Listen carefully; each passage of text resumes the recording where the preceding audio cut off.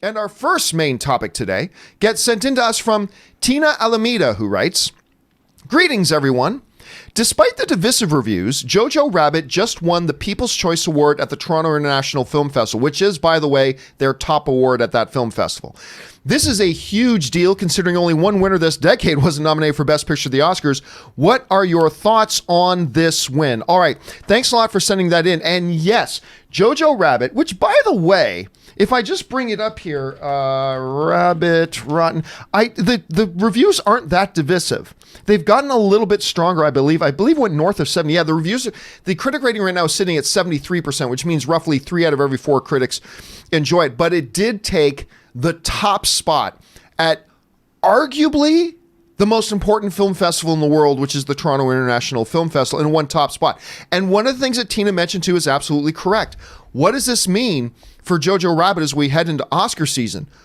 Well, it sets it up pretty well, because when you go over the last 10 winners of the top prize of the Toronto International Film Festival, this is what you're looking at. These are the past 10 winners. 2018 Green Book won it at the Toronto Film Festival, went on to win Best Picture at the Academy Awards. Fabulous movie, by the way. 2017, Three Billboards was the winner at TIFF. It went on to be a Best Picture nominee. 2016, La La Land won. Went on to become a Best Picture nominee. In 2015, Room won, went on to be a Best Picture nominee. 2014, The Imitation Game, went on to be a Best Picture nominee. 2013, 12 Years a Slave, went on to win Best Picture at the Academy Awards. 2012, Silver Linings Playbook, got a Best Picture nomination. Now, then there was a Lebanese film in 2011 called Where Do We Go Now? That didn't get any Oscar nominations and stuff like that.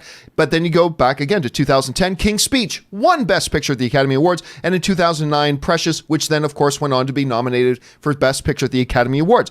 Basically speaking, from a mathematical point of view, you get nominated or you win the Toronto International Film Festival, you get nominated for Best Picture. That just seems to be it. And now I did not have Jojo Rabbit listed on my can't miss absolute locks to be nominated for Best Picture at the Academy Awards this year.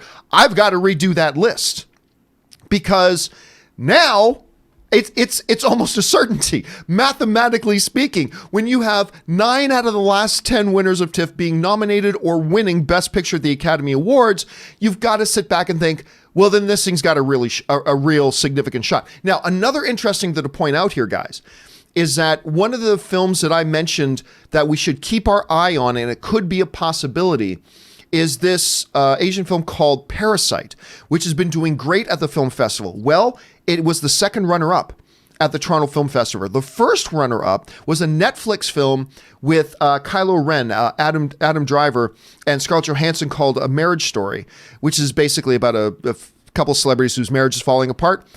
Everybody's saying it's awesome. The synopsis does nothing for me, but whatever, I'll check it out. But it should be known those were the runner-up films. This has got to be good for this. Anyway, Rob, you heard about Jojo Rabbit winning the Toronto Film Festival. What are your thoughts, and what do you think this does for it positioning going into the Academy Awards? Well, it's been interesting reading the reviews. The sort of, it is a divisive movie, but I think what's really interesting about the film is people seem to be more worried about how everybody feels about it as to whether or not it's a good movie or not. And I look at it, I thought it was pretty apparent from the trailers what kind of a movie it is.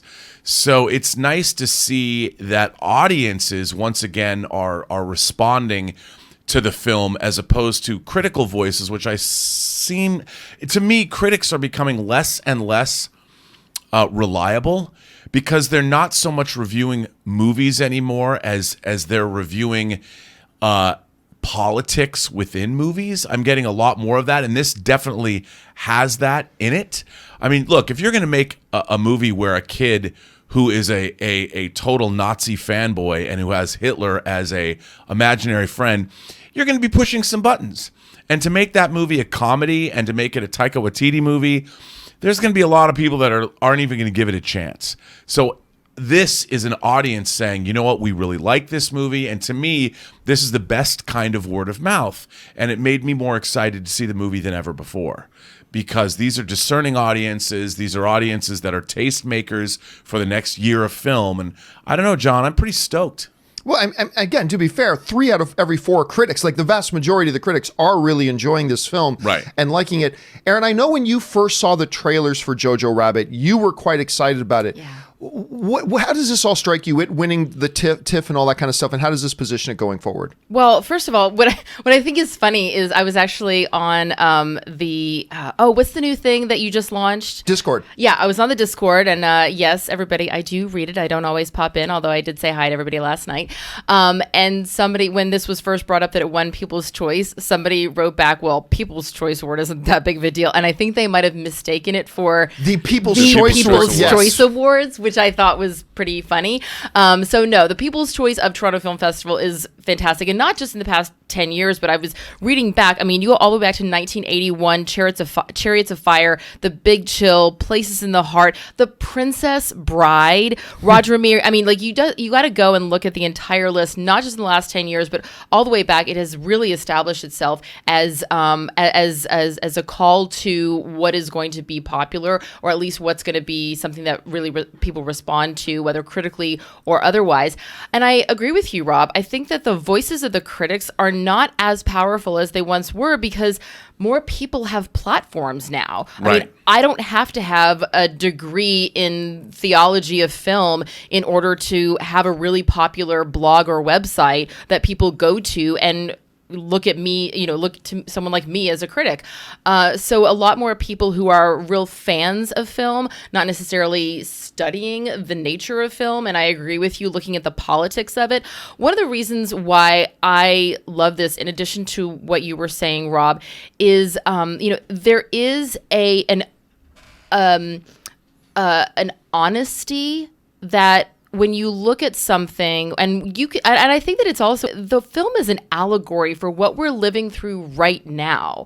There's that really powerful picture of a young child wearing this little mini KKK outfit.